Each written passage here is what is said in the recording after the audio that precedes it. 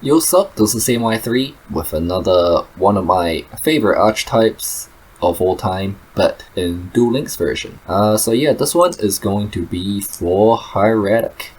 Hieratic, I didn't reach King of Games that many times with it.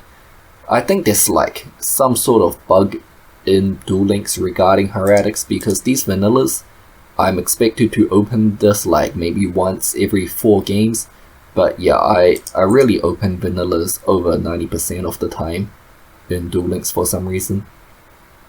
Which is kind of why I'm using the skill Light and Dark. So what the skill does is when your life points decrease by 1000, you can return a dark monster and search a light monster of the same level and type. So basically, you know, I take some hits, but hopefully I don't die. Hopefully I don't die, and then I'm able to return Labradorite to my deck and search a Tefnut or Sue with it, with the skill. I think this deck is cursed for me. I just always open 1 or 2 Labradorites every single duel. Anyways, the deck. 3 Tefnut, 3 Sue, 3 Esset, 3 Nebset, 3 Convocation, so maximum consistency. Some people do like cut the Nebset, but I think it's very good for consistency and power to have these. Get rid of heals, they help you play through back row. I like to run these. And the 2 Labradorites you need to for a lot of the combos.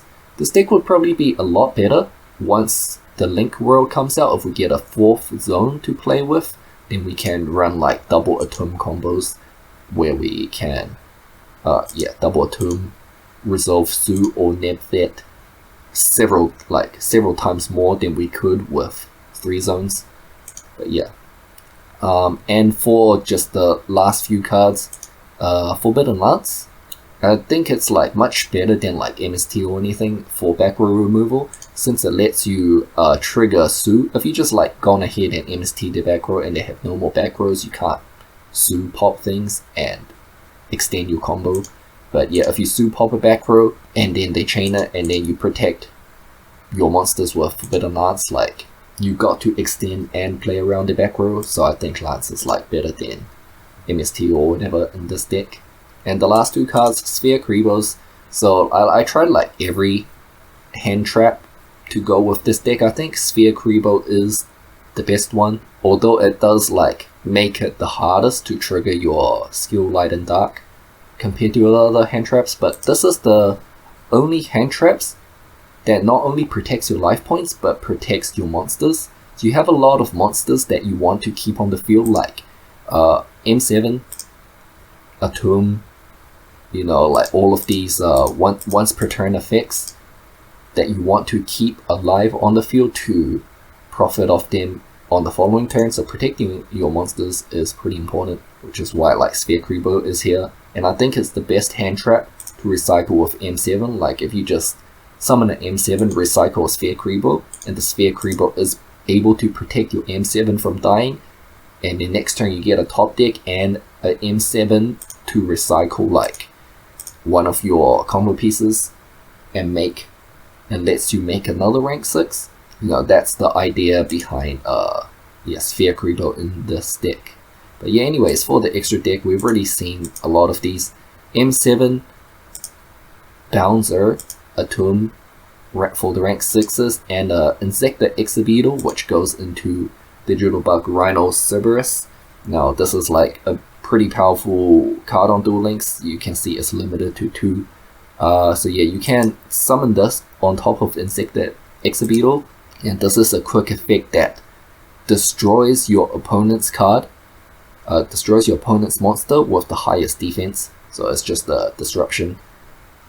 For some reason, I always seem to go first with this deck. If I go first, I try to set up double disruption, which has Rhino Cerberus and Photon Strike Bouncer.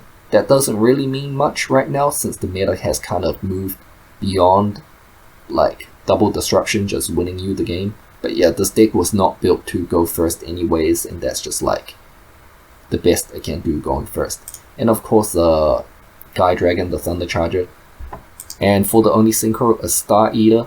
I was running Volcasaurus instead of Star Eater, since sometimes you just have these level 5s left over, which does not make rank 6s. So you either make a Star Eater level 11 Synchro or rank 5s with it. I tried both, but I think like Star Eater is just slightly more consistent to make, and it's good to have a 3-2 attack monster since this deck does lack attack power. But yeah, I don't think I have many replays of this deck, but I'll just like show off the one that I have. It's been quite a while since I like played this deck because again, I always go first and I always open the vanillas, which like just very statistically disproportionately keeps happening. So yeah, I haven't played this deck in quite a while because of it, even though on paper, like if you get statistically accurate hands, it shouldn't be that bad of a deck, but you know.